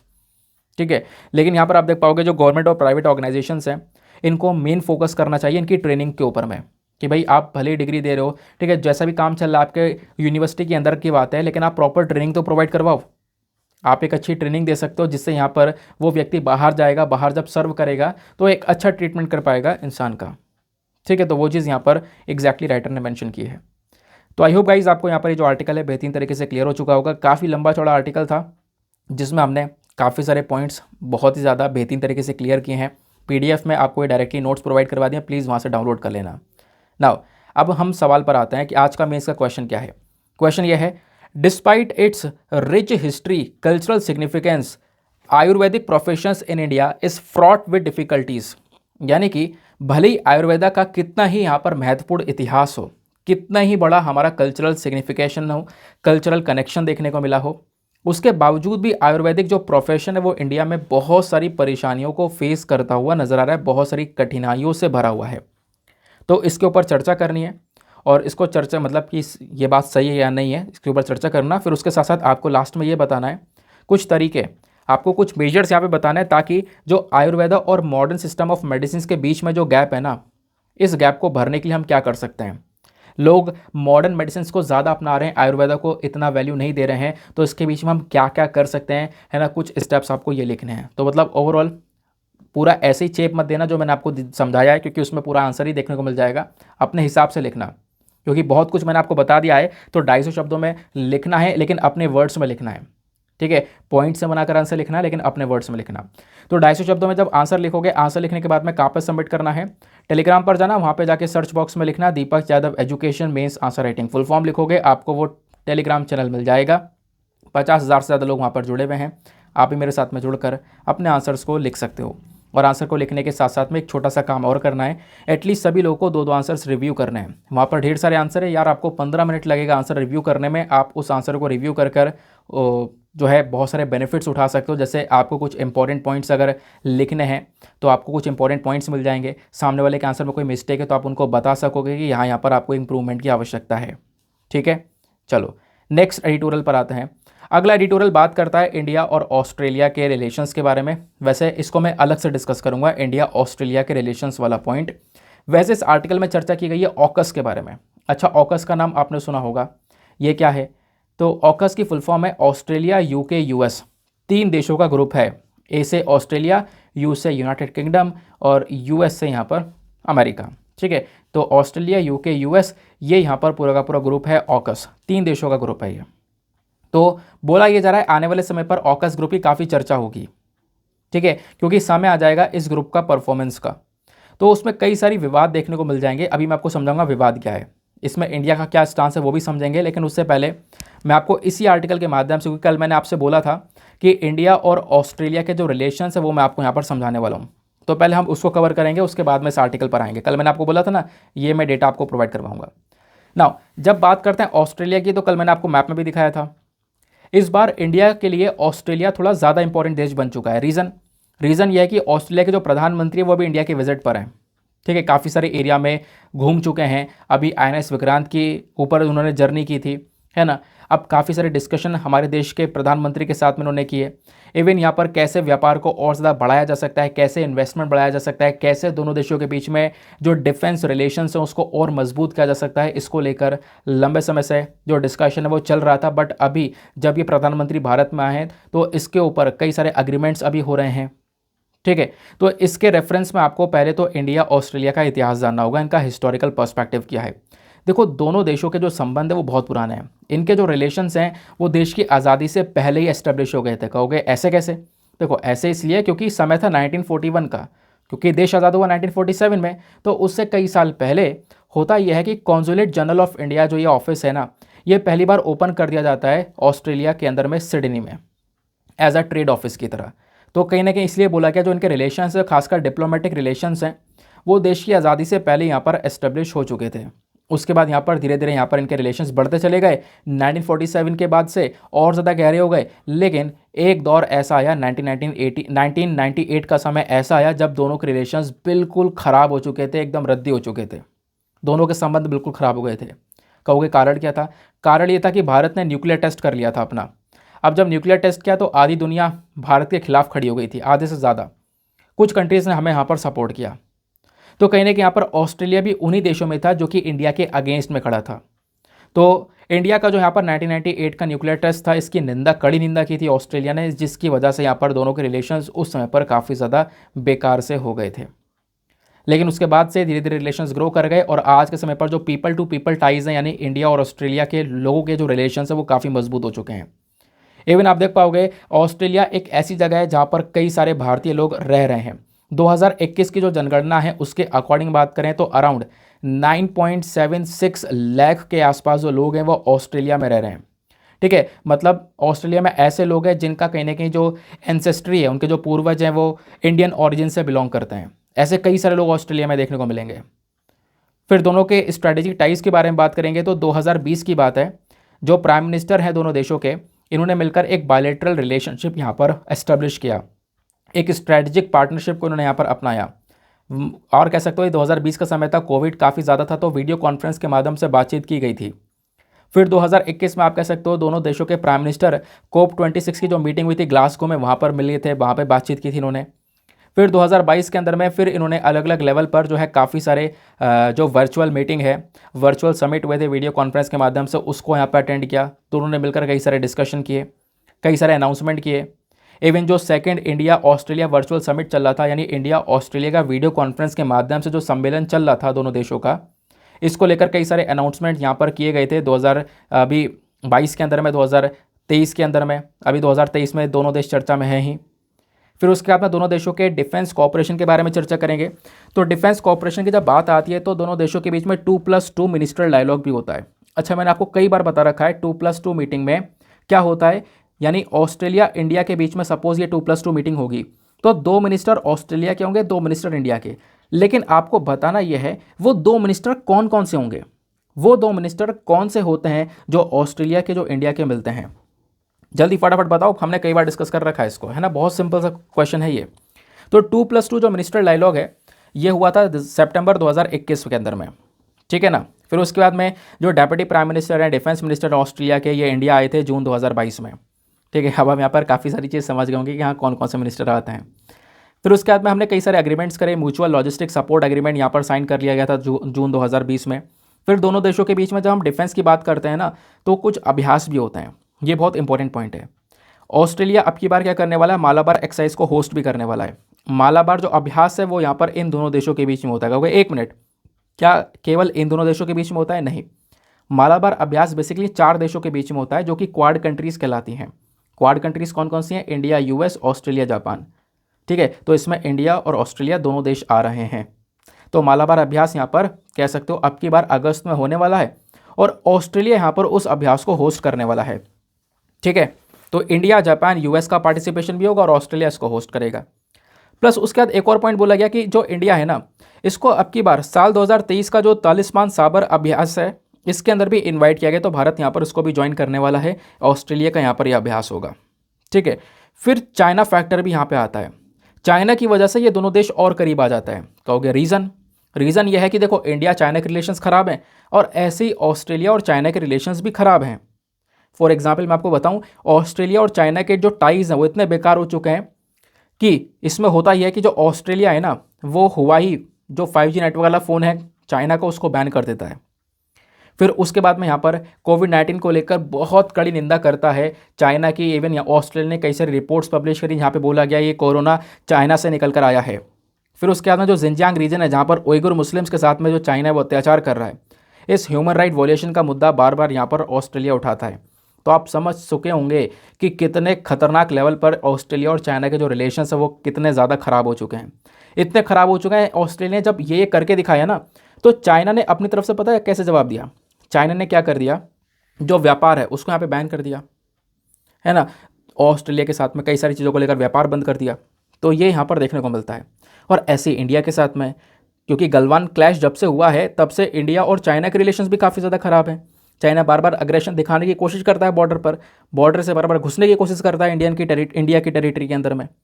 है ना। तो इसके चक्कर में यहाँ पे रिलेशंस खराब हैं। तो चाइना एक ऐसा फैक्टर है जो कि इंडिया और चाइना को दोनों को इंडिया और ऑस्ट्रेलिया को दोनों को साथ में लेकर आ जाता है। फिर बात आती है मल्टीलेटरल कॉपरेशन की। अब मल्टीलेटरल कॉपरेशन क्या है? दोनों देश ना क्या करते हैं, अलग अलग बड़े बड़े जो इंटरनेशनल लेवल पर ग्रुप्स हैं ना, उसके मेंबर हैं। जैसे क्वाड, क्वाड मैंने आपको बताया, तो क्वाड में भी यहाँ पर इंडिया ऑस्ट्रेलिया मेंबर हैं। कॉमनवेल्थ नेशंस हो गए, Indian Ocean Rim Association, ASEAN Regional Forum, Asia Pacific partnership on climate and ocean development, फिर उसके बाद में ऐसी ईस्ट एशिया समिट हो गए। ये सारे ग्रुप्स हैं जहाँ पर इंडिया और ऑस्ट्रेलिया दोनों यहाँ पर अपनी पार्टनरशिप को शेयर करते हैं, ऐसा यहाँ पर मेंशन किया गया। बाकी एक लास्ट पॉइंट और बचता है इकोनॉमिक कॉपरेशन का। हो गया इतना कुछ पता है, ये सब कुछ आपका स्टैटिक पार्ट है। जो इंटरनेशनल रिलेशन की आप किताब उठाओगे ना, कोई सी भी किताब उठाओगे, तो यही पॉइंट्स मिलने वाले हैं। जब आप इंडिया और ऑस्ट्रेलिया वाला रिलेशंस का चैप्टर ओपन करोगे तो यही कुछ मिलेगा। तो आप ये समझ लेना, आपने जो ये पढ़ा है ना अभी, तो आपने अपने स्टैटिक किताब का इंटरनेशनल रिलेशंस का इंडिया ऑस्ट्रेलिया वाला चैप्टर कवर कर लिया है।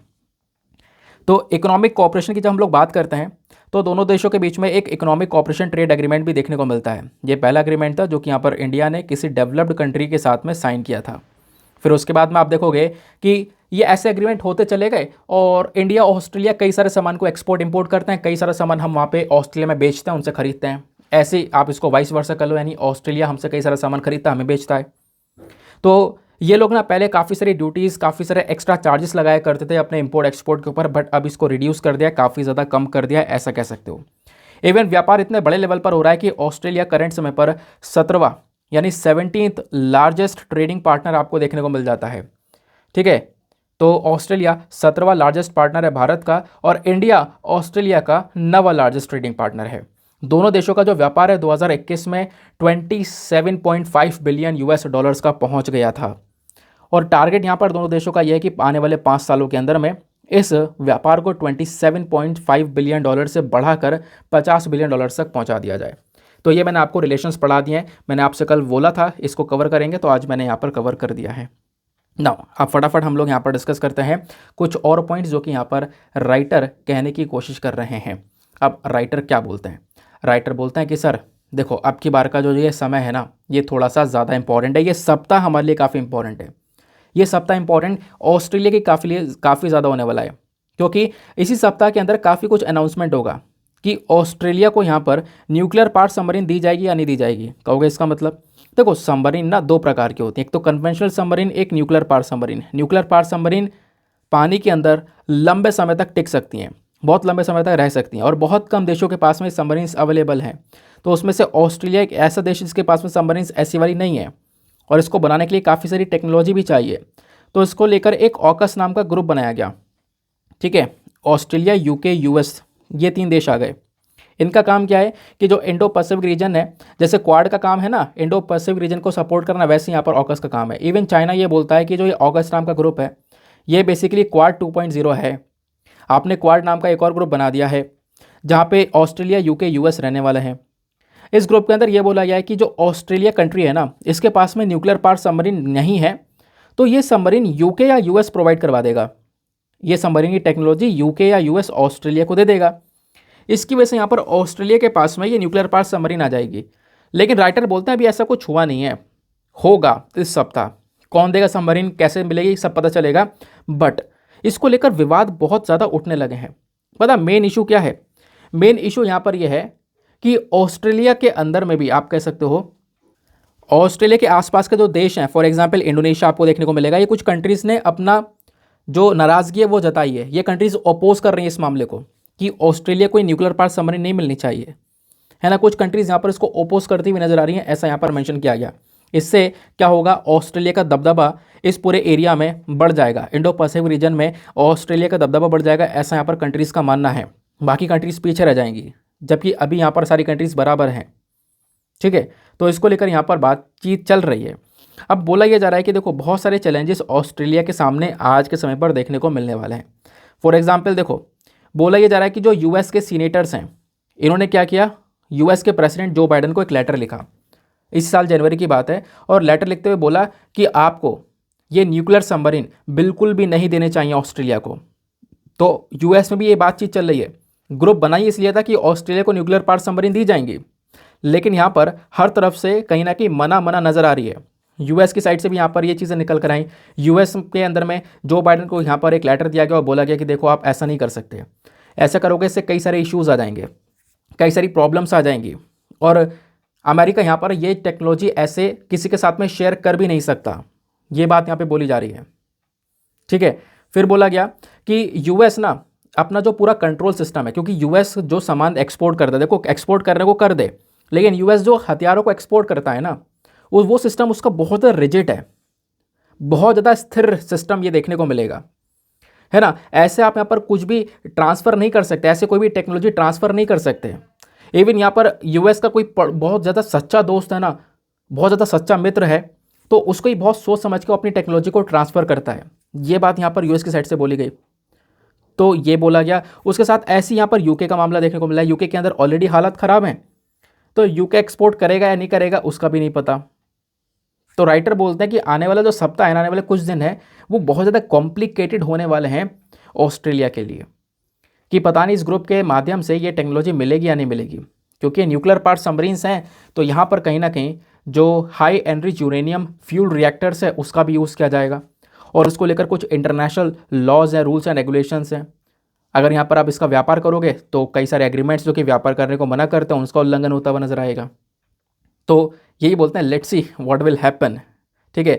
तो देखने की बात है कि कैसे कैसे क्या इस ग्रुप को मैनेज किया जाता है, या फिर इस ग्रुप के अंदर और ज़्यादा कमज़ोरी होती भी नजर आएगी, ठीक है। तो एक मोमेंट है ऐसा, देखते हैं इस ग्रुप की एक टेस्टिंग होने वाली, एक परीक्षा होने वाली आने वाले समय पर, एग्जैक्टली कैसे क्या होगा, कैसे ऑस्ट्रेलिया को सपोर्ट प्रोवाइड करवाया जाएगा, वो आगे पता चलेगा।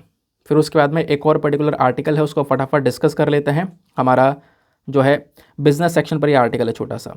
ये बात किया जा रहा है कि जो जनवरी के अंदर में इंडस्ट्रियल आउटपुट है वो 5.2% से बढ़ा है, यानी कि जो हमारी इंडस्ट्रियल ग्रोथ है, मैन्युफैक्चरिंग सेक्टर है, वो जनवरी में 5.2% से बढ़ता हुआ नजर आया, जबकि दिसंबर 2022 में ये केवल 4.7% से ग्रो किया था।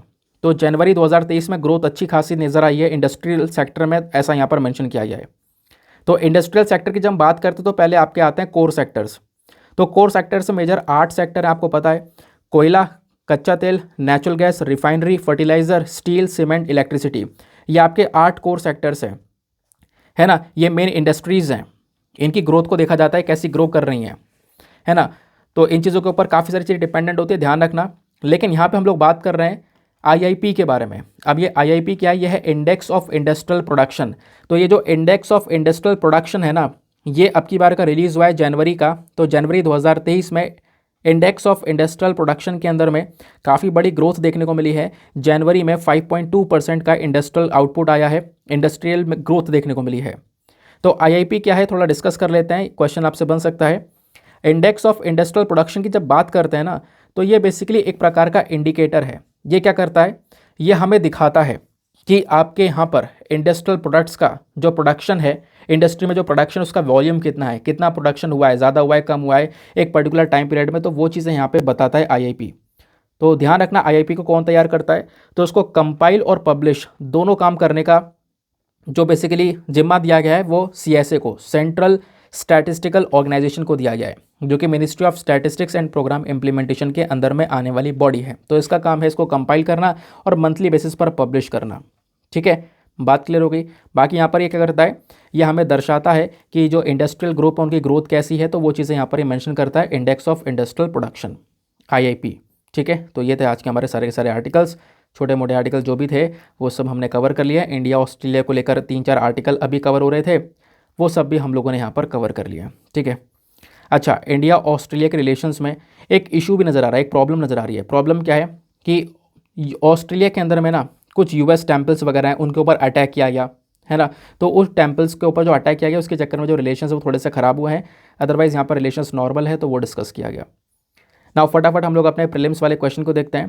क्वेश्चन आपसे पूछा गया था कि जो चीफ सेक्रेटरी है ना, इसको लेकर 2 स्टेटमेंट दिए गए हैं। पहला स्टेटमेंट, चीफ सेक्रेटरी को अपॉइंट किया जाता है हमारे राज्य सरकार के गवर्नर के माध्यम से, ऐसा नहीं है। दूसरा स्टेटमेंट, चीफ सेक्रेटरी का जो स्टेट होता है, चीफ सेक्रेटरी जो होते हैं स्टेट के, उनका जो टेन्योर होता है वो फिक्स्ड होता है, ऐसा भी नहीं है। तो दोनों के दोनों स्टेटमेंट्स गलत हैं, दोनों स्टेटमेंट रॉन्ग है, नीदर वन नर टू। तो इसका सही उत्तर क्या होगा, तो मैंने आपको बता दिया, आंसर नंबर डी है। अच्छा, चीफ सेक्रेटरी ऑफ स्टेट होते कौन है, और थोड़ा डिस्कस कर लेते हैं। जो चीफ सेक्रेटरी ऑफ स्टेट होता है ना, इनको कौन चूज़ करता है, तो हमारे चीफ मिनिस्टर चूज़ करते हैं, ना कि गवर्नर। ठीक है, गवर्नर नहीं चूज़ करते, चीफ मिनिस्टर चूज़ करते हैं। पोजीशन की बात करेंगे तो जो चीफ सेक्रेटरी की पोस्ट होती है एक सीनियर मोस्ट पोजीशन होती है। ठीक है, जो स्टेट्स में सिविल सर्विसेज वाला एरा है उसमें चीफ सेक्रेटरी का एक इंपॉर्टेंट पोस्ट आपको यहाँ पे नज़र आता है। चीफ सेक्रेटरी हमारे एक सबसे बड़े एडवाइज़र होते हैं टू द चीफ मिनिस्टर। हमारे चीफ मिनिस्टर को कई सारे मैटर्स के ऊपर एडवाइस देने का काम करते हैं। फिर आता है टेन्योर का, जो ऑफिस होता है चीफ सेक्रेटरी का, है ना, तो इसको यहाँ पे कहीं ना कहीं इसका जो टेन्योर है ना, वहाँ पे इसको टेन्योर से बाहर रखा गया है। मतलब कोई भी फिक्स टेन्योर नहीं है इस पोस्ट के लिए कि कितने समय तक रुकेंगे, कोई फिक्स टेन्योर यहाँ पर नहीं नज़र आता है। तो इसके बेसिस पर जो आपका आंसर है वो हो जाएगा आपका answer number D, neither one नर टू, दोनों के दोनों statement chief secretary of state को लेकर गलत हैं। नाउ मिलते हैं आप लोगों से अगले वीडियो में। आज के लिए bye bye, have a nice day, thank you and जय हिंद।